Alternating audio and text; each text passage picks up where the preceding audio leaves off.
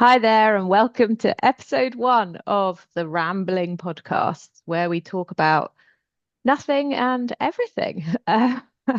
Basically, our WhatsApp voice notes, but live, I Yeah, suppose. absolutely. Where we're talking about recovery and the rest, I think we decided Yeah. it was. But yeah, nothing and everything, which, yeah, our ramblings. Um, how are you, Mandy? I'm good, thank you, Ellen. I am now a little older. It was my 45th birthday a couple of days ago. I don't think we're going to put this out till July, but contextually it is June. Um, so I'm good. Yeah, I made quite a radical decision to come off Instagram for a year, and I'm sure we'll talk about that more in a moment, but I feel pretty good. It's not easy. Um, I do feel like it was the right thing to do because there is a like unconscious, very habitual kind of tapping on my phone, looking for where the app should be situation going on. Yeah. Um, and thinking about it, it's quite present in my mind still, but it's definitely getting easier every day. And I'm excited to kind of that I've done it, definitely feels like it's a good thing. Um, yeah, how are you? Yeah, I'm good, thanks. Sounds like you're in the detox phase of Instagram, right? It's a real thing with cross addiction, and yeah, being fed. It's just another kind of thing after alcohol.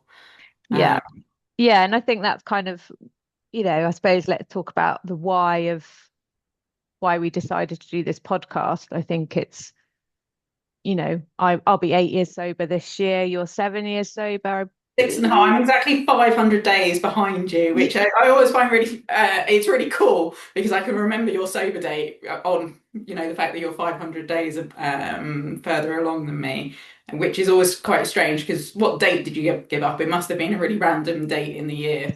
Yeah, 17th of August. Yeah. Okay, so Um, you're really coming up to your kind of sober anniversary. yeah.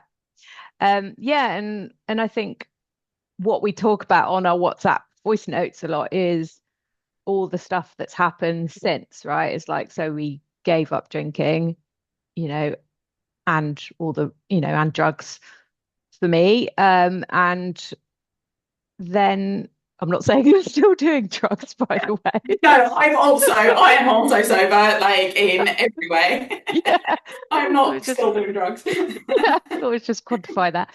I didn't want to speak for you. But then yeah, then life gets lifey and kind of it's been really interesting all the things that we've had to tackle through that and kind of the things we've learned and it's yeah, I feel like it's interesting to talk about, what makes sustainable sobriety, what does long-term, sobriety recovery, whatever language you want to use, feel like, look like, and I guess the continued work, right?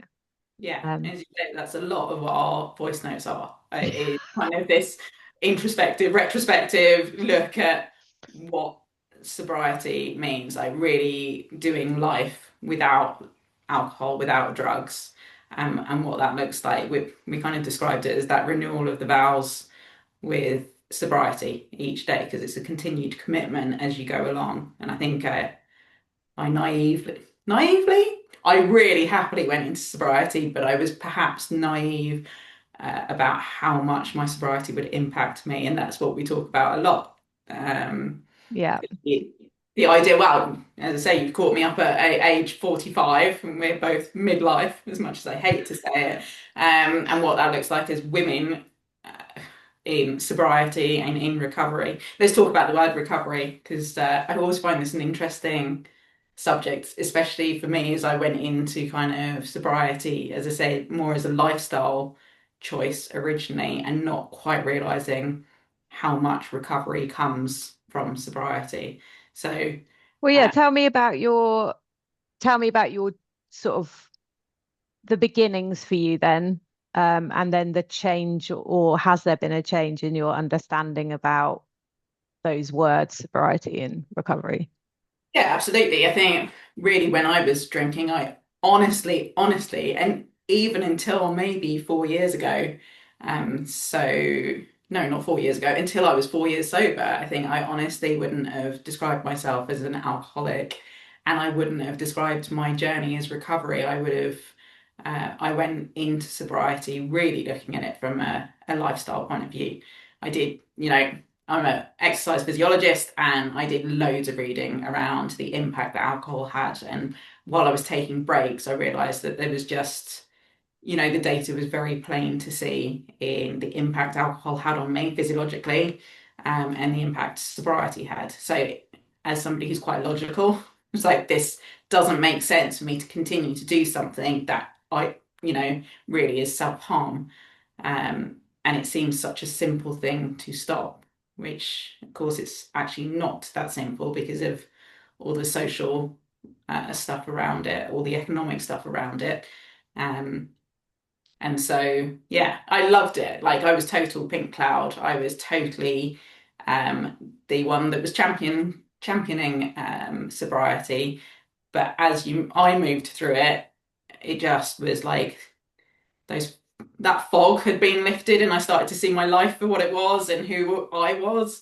And so it's moved as I've moved through. I am quite happy today. People around me probably aren't quite happy to hear me say I'm an alcoholic. I would rather kind of really wholeheartedly believe that and keep myself safe in my sobriety because I think my sobriety does keep me safe.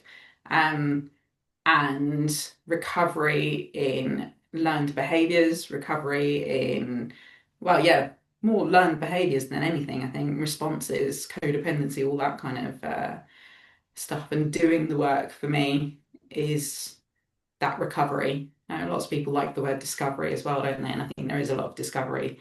Um, but I do like the word recovery too. What about you? Yeah, no, it's interesting. I mean, I don't think I've ever heard you say that. So it's interesting. Just I was thinking about that and knowing you through, a big part of that time. I guess I've been through a very similar journey. And I I mean, it was interesting the other day I was in a meeting and someone said, um, oh, I don't like recovery. I like recovers is okay, or they've really had a visceral kind of you know um feeling about that word, which is absolutely fine. And completely remember having that feeling too, and I guess it's interesting because and I don't think it is something that applies to everyone. And I guess this is the the learning about my own recovery and my own sort of addictions is that my relationship with myself and my relationship with the things that I've used to help me over the years that were helpful and then weren't helpful is so intrinsically personal, um, that all I can do is talk about what it looks like for me. And I mean, sort of sidestepping, I guess one of the reasons why for me I came off Instagram and have increasingly had a difficulty with, I suppose, how a lot of coaches talk about coaching or talk about kind of this subject online is it's almost categorizing things of like this is what it should look like and this is Yeah, what you should do, yeah, and it is so personal. And one of the things that I've, thank goodness had to do because I got sober and then got very unwell, um, was really radically look at the way that I shut my judgments, basically, the way that I was like, oh, I don't agree with that. That's not what it looks like to me. I don't want to talk about alcoholism. I don't want to talk about this. yeah, And because it's not me. And I mean, I was almost thinking about that this morning, that I feel like I need to do an amends to, to the recovery community of like, I'm so sorry that like I judged this. And again, it's not for everyone. And this, I don't want, if people are listening, if anyone ever listens to this, I don't want them to think, oh, right, this is like, an AA podcast and I can't, align with that. I think everyone should be able to use whatever language they feel comfortable with at any point, and also know that you can change your mind, and be like, oh, actually, like, yes, from a sort of scientific point of view, from a medical point of view, alcoholism isn't a thing, right? It's alcohol use disorder. Um, an alcoholic is a term that denotes a certain type of thinking in someone. And that's not what everybody feels like. Go Yeah, on. and I think that's the interesting thing about that term. Whereas I would never ever had classed myself as an alcoholic because I think when I was drinking, you talk about the judgment thing, my judgment of other people was so quick if they used that term of what that looked like in my head, and I just didn't fit that mold at all. And I didn't want anybody else to think that I was that. And then change. It's an interesting thing, I think, for me, especially I was in this very kind of solid relationship. I've been in a relationship since I was 17 and lived with my mum and my husband, and just they knew my story. I didn't feel like I owed anyone any kind of explanation around it. But now meeting new people and to constantly be explaining my decision not to drink, I would rather use but that's such a personal thing. I know when I talk about it in the groups, people like really want to stay away from the word alcoholic, but for me it keeps me completely safe in the idea that I know that I cannot moderate. Yeah, um, I yeah, think all the time that I don't use the term alcoholic, I still have that belief in the back of my head that I'm different to other people and that I can moderate, and I'm just doing this because it's a lifestyle choice. And I'm like, no, I know, and we'll talk about this a bit later about these cross addictions. I know that I have a skewed reward pathway, like in my brain. I seek reward in so many different ways. And that has been why I kind of term this now as recovery, because it's like recovering from those behaviors that do not serve me. Which became very apparent in hindsight when I took alcohol away. It wasn't alcohol. I talk a lot about sobriety in terms of alcohol, but actually for me, sobriety is, well, it's alcohol, cannabis, like sex and love and attention, food for sure. And I think I would say I'm in the biggest recovery from food since mm. um, giving up alcohol. That's been my biggest thing. But yeah, it's such a personal choice in the language that we use, and that's okay for everybody to choose. And as you say, to change their mind. Yeah. And I guess that's why it's nice to do a podcast at this point, right? I hope it doesn't I really hope it doesn't scare anyone. Like, please don't be scared. It's still the absolute best choice that I think we would both say, hand on heart, 100% the best choice that I ever made for myself. Um, And but for I everybody think, around us. yeah, and for everybody around us. But I think there's that, through a compassionate lens, is that understanding of myself, of like, as you say, all the other things, ever since I was little, for whatever reason it is, I have tried to step out of myself. And that Yeah, was easier than being in myself. So from a very early age, it was my imagination, or stories, then TV, yeah. um, then drugs and alcohol, then work, then validation online, then codependency, then food, not, these are not like in a succinct order, but like crossing over, um, And food. we're in a society, right, that keeps on pushing us in that direction too. That I mean, that's kind of a bigger thing, almost in conspiracy theory, but our society is consistently pushing us to ways that we can passively very easily numb out. Yeah. And yeah, and Instagram, social media, it seems to be one of the biggest things at the moment, along with Yeah. Yeah. I mean, we'll put it in the link, but there was a really interesting report that's just come out about um, marketing and the skewing of the message, basically, of alcohol harms from alcohol companies, and how they proclaim to be an ally to, to women or LGBT plus, people, but actually are using those as methods to market, the insidious nature. And I think more and more of that is coming out. And that was real power to me at the beginning of um, my recovery to stop drinking, was that kind of understanding that actually it was pretty rebellious to step out of that, and actually really rebellious to be looking at that and going, well, no, I'm going to do it another way. And I kind of feel a bit like that about Instagram now. It feels that's one of the things that's keeping me going, is like this, I said it in a meeting this morning, uh, and someone else was just like, I'd never even considered that I could come off, Instagram. That It was was, those were my exact words about alcohol, right? I yeah, never even considered that I could be sober because I wasn't an alcoholic. I didn't think it was for somebody like me. yeah.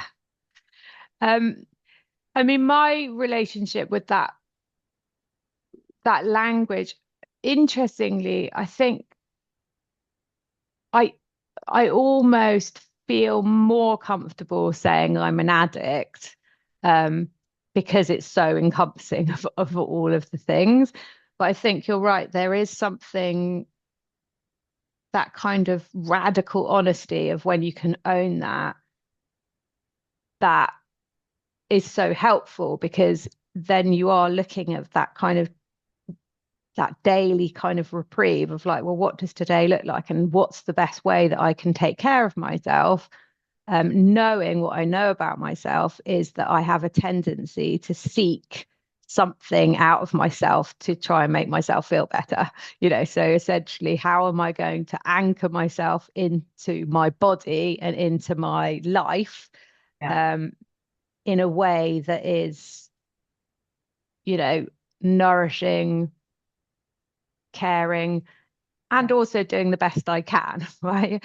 Yeah. Um, Yeah, because almost sometimes and again, not wanting to scare anybody at all, sometimes for me, especially when I come across like new people, it feels like I'm very controlled mm, because I'm constantly kind of almost not censoring my behavior, but I'm very I do have that, like, if it feels good, let's do it all. There is no moderation for me. Even in my language, I find that I'm so kind of extreme in the language that I use.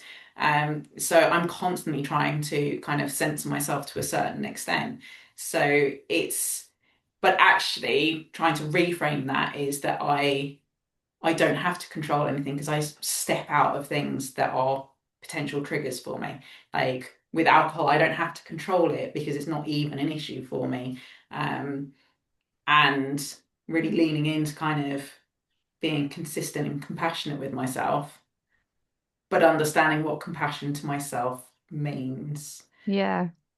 Yeah, it's interesting listening to that, because I was like, oh God, I'm not controlling or censoring myself. That's quite strong language, isn't it? And I wonder what that really looks like. I suppose for me, the learnings that I had, when I stopped drinking, like I thought that I was, fun, happy and well. Yeah. Um, and then I stopped drinking and I realized that actually, um, I was so much more chilled out and fun and silly without alcohol because I'd been under control for so long of like trying to like control that, trying to sort of keep it in my life in some way, um, that actually sort of taking out drinking became, you know, radical in the sense of just of freedom. Um, Censoring I guess I see it as like actually I think there's two things that are coming to my mind. Part of it is where can we go where we don't have to censor ourselves, right? So how those those places where we can just be free in the silly or the loud or the sweary or the extreme version of ourselves that we all have. So it's like, can that be through play or, jumping around in the sea? Can that be through doing sport? Like there are avenues where you can allow that in a very free, authentic way to kind of let the crazy kind of out that we seek in, those extreme behaviors. And then I guess the other side of it is more like, well, who am I really intrinsically as me? And I think actually I'm quite introverted and I'm quite quiet and I do like things really simple. So it's almost like I was using those things to ease the edges of the world for myself. Yeah. And so now it's about creating a world where, it is a bit soft, it is a bit softer. So I don't Yeah. have to kind of do that. It's yeah, and as you're talking about it, it's like the idea of censoring myself. It more, I think, is around that idea that the the story I tell myself about who I am is still linked to the behaviors I had when I used to drink, right? Or when I was younger. So I would still describe myself as someone, who is quick to anger and is feisty. And Mm. whereas actually in sobriety, I try and anchor myself to the values that I want to lead by. So I'm often, my nervous system wants to immediately go to fight, Mm. normally, or flight, or anything else, but normally fight or flight. And I don't want to be that person anymore. I don't want to have those reactions that Mm. I had when I was drinking. I want to respond. So for me, that's kind of the censoring myself is the power of the pause. It is putting that pause in and going, who do I want to be in this situation? Like, and actually, how do I want to show up in my life? Mm. How do I want to show up for myself? And I think for me, that actually is incredibly free. And I go back to from the outside, maybe it looks very controlled. And Mm. but for me, it's incredibly freeing because it allows me to lead a life where my self-esteem is actually a lot higher than it ever was when I was drinking. Mm. Because I can say, well, I kind of move through that situation in a way that I'm happy with. And we know, right? Low self-esteem is one of the elements of addiction. And so it's like a twofold thing of I'm no longer doing that behavior that I didn't want to do in drinking, and I can really anchor myself in who I want to be going forward. Um, and that is part of that long-term work for me. Mm. Yeah. And it's interesting, isn't it? Because it's like from the outside, it might look like, and I just wonder how much of kind of people do stuff, still do stuff because it's what they think they should Yeah. do, without any kind of, and I guess that's the part of being conscious, isn't it? And that's why kind of, I guess my learning in as I grow kind of in my sobriety and my recovery is that kind of conscious living, intentional living, because people, I won't speak for other people. Me as a young person, I never questioned whether any of the behaviors I was doing were right for me Yeah. or, what I wanted to do. It was just that's what everyone else did. So that's, and as you say, that kind of low self-esteem is one of those very key elements, but that fear of being alone is such another key element, and that want for belonging.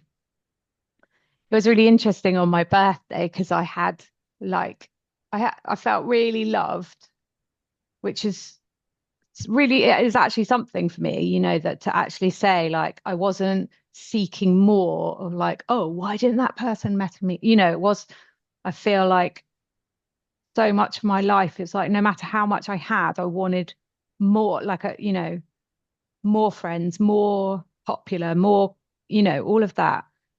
And I felt just really happy. Um, and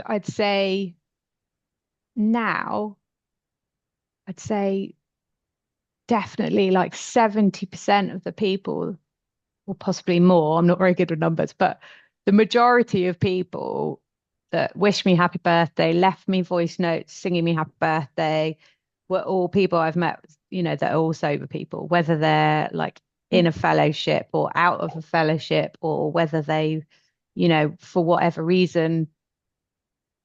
I guess it's because you start to really value people. It matters, doesn't it? And I just, yeah, I felt really loved, which was nice. Yeah, really, quite Yeah. nice. Your love. I was thinking about our why and why we're doing this podcast, and I feel like this is almost a recommitment to ourselves as well, right? That both of us, I feel, have watched some people around this kind of 5, 6, 7 year mark go back to drinking, and Mm, that's quite it's quite uncomfortable. mm, And when I'm radically honest with myself, I know that it's something that I even say to my groups, I could easily convince myself that I should go back to drinking. mm, I could easily convince everybody else that it's absolutely fine too, because I feel like addiction is manipulative like that. mm. Um, and so for us to keep ourselves grounded in the work that comes with this, which again, not wanting to scare anybody in that kind of work, because it is exciting. Walk. Yeah. Cool. Uh, and for those that don't know, like Mandy, you're in AA now, aren't you? I am. Yeah. In the Which, fellowship.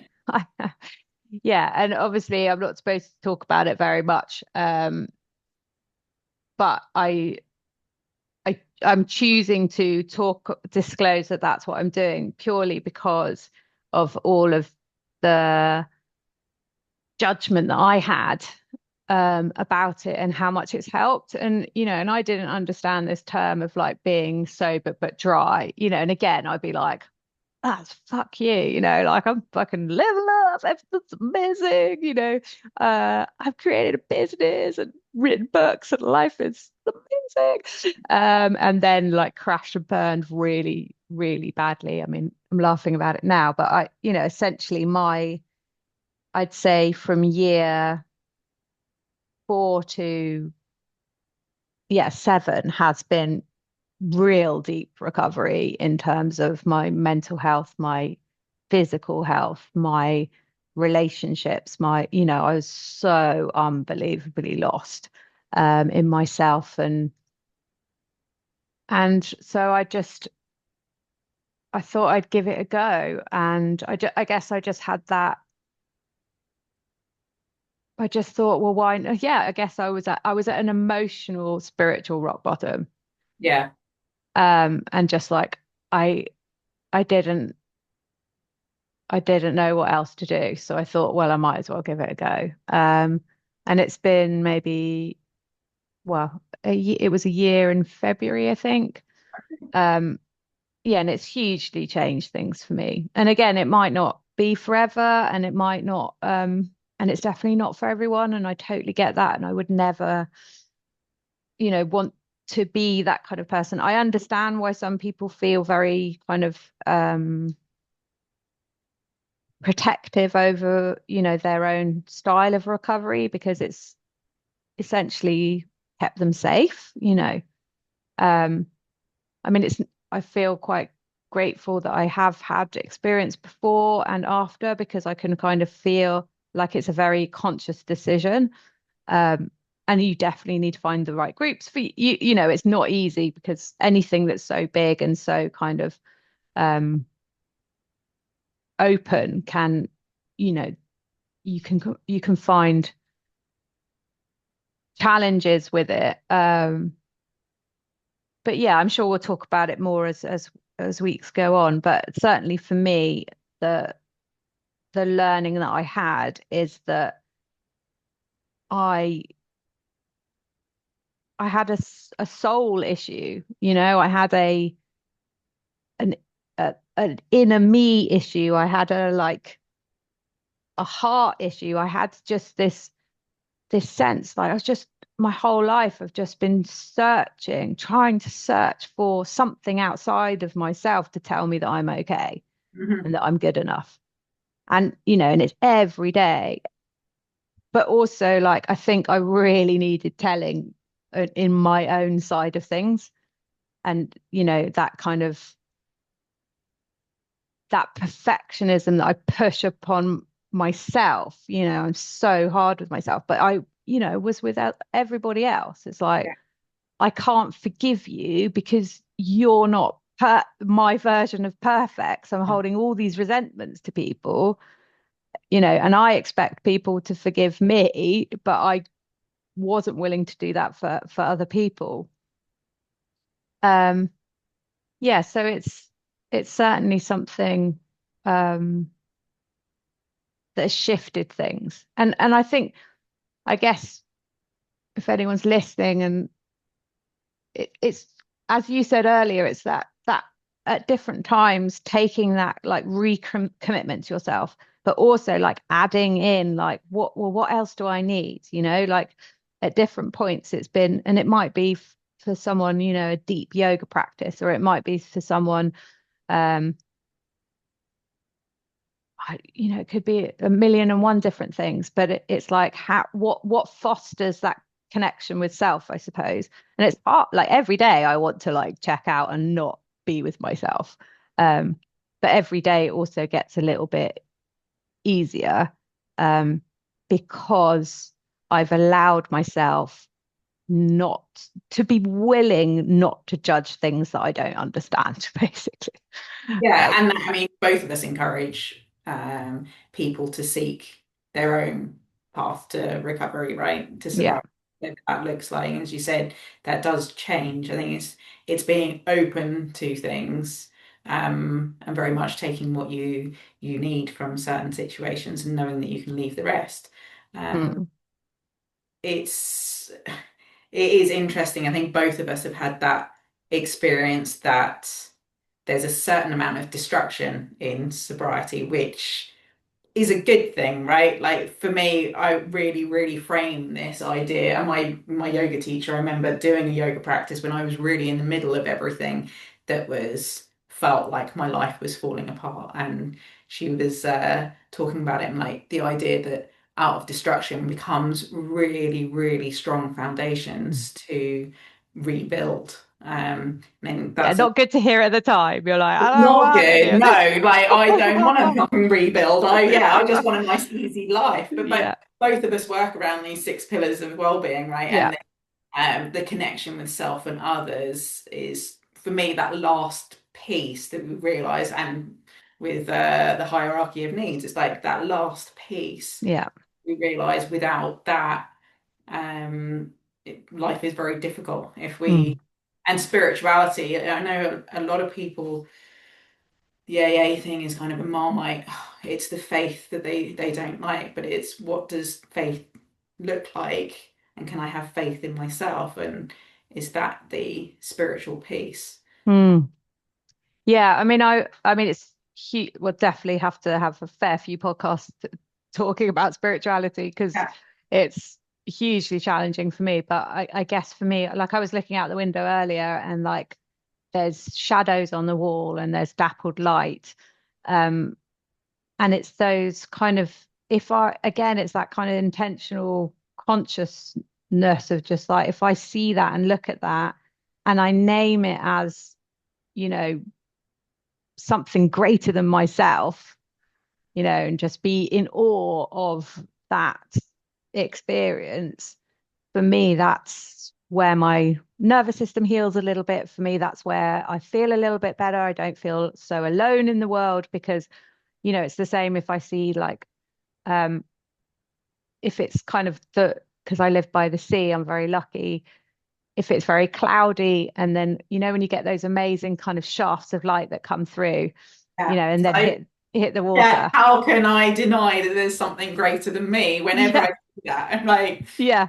I'm like, oh, hiya. Thank yeah, you. Thank you.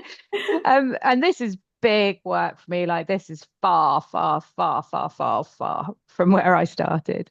yeah, Um, so we said we keep to time. I see you've got like 5 minutes left. yeah. What if people are listening and if they might come back, what are the sort of things we're going to talk about on this podcast going forward?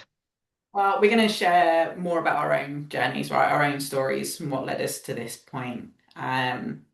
We will talk about the tools that we use as well, right? As I said, we both work around these the six pillars of well-being and what they mean to us and where they fit in the journey. We named this like recovery and the rest because actually rest is, I think, one of the most underrated tools that we can use on this journey. It's not just the rest yet, it's rest as have I rested enough to do the work, not the other way around, and knowing that we have permission to rest. Mm. And we'll talk about that, which again was something that I really, really found uncomfortable when I placed my value in the doing. Um, so yeah, more about our lives, more about the tools that we use. What else, Mandy? You got a list? Yeah, no, no, no. I mean, I was just thinking about that word, the rest. I forgot that that was my clever little wordplay there.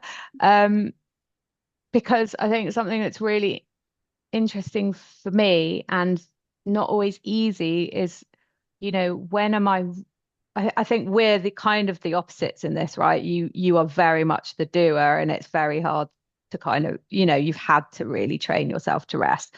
Whereas I have that kind of quite depressive nature where it's very easy for me to sit in the not doing and the so where is that line and what does that look like and what does, I mean, healthy is quite a challenging term in itself, but what does nourishing rest look Wholeness. like? Yeah. Yeah. Um, And because in fact, when you were talking earlier, you talking about the fact that we think we're extroverts maybe when we're drinking, and are we quite introverted? And again, there's a line between solitude, like relishing our solitude, and moving over to isolation. yeah, And the same that kind of link with rest. So it's quite an interesting topic because I think especially in kind of midlife as women, it's our bodies will catch up with us if we do not rest anyway. Something will happen that enforces our rest. So yeah, for you, it's a little bit more of being in your body. For me, it's a little bit more of being in my mind and that yin and yang of yeah, yeah, do that, right? yeah. Yeah, and and when we look at the trauma states again, you mentioned instantaneously, it was that like fight for you, it's that fight flight. For me, it's like freeze. I just that's where I hang out. So there is really interesting parts of our recovery in terms of where am I in my nervous system? Like, am I in that freeze state? So what do I need to like pull myself up, out of hypo, dysregulation into like action, and when is it that kind of, yeah, I'm in that kind of hypervigilant state, and what can bring me down into that more kind of rest and restore. So yeah, I think that underpins a lot of the work that we do, and kind of how we think about what is very positive about being sober long Well, term. it's not just by, I mean, it is, it's so difficult. And I think that, again, a lot of our voice notes is trying to say, well, what's midlife? What's being a woman? What is sobriety? And we Yeah, don't know because we're experiencing our, like, into our 40s, our mid 40s as yeah, women. So, That is, it's the undoing. It is Yeah. exciting. We both honor our sobriety, right? And we both cherish our sobriety. Yeah, it's the anchor in the sand that like makes anything possible that to even have these conversations. Because if I was still drinking, I'd just be completely, disconnected, disassociated from myself. Um, and again, like I kind of quite like myself sometimes, Say that most. louder and say that. Yeah. Go on, I allow you. You can do that. Um, and that's quite nice. That certainly was. I couldn't even look at myself in the mirror, at the end of my drinking. So It's the best thing about sobriety, right? I yeah, think. And it's the best thing about helping people discover sobriety is literally watching people who really can't look at themselves in the mirror, yeah, can't advocate for themselves, to suddenly finding it's like watching somebody whose posture's like this to suddenly a posture much more kind of open, yeah. confident. There's a. Oh, I'm not going to be able to remember it now. But there's a lovely quote from Brené Brown, and I think it's strong back, soft front, open heart, I think. Yeah, it's And nice. that's what we're aiming for. Okay, so we'll put our details in the show notes if you want to get and chat to Ellen more. You can connect with her there. If you want to talk to me more, you can connect with me as well. And we will see you next time for more conversation on anything and nothing and anything. Thanks, Mandy. Okay, bye bye.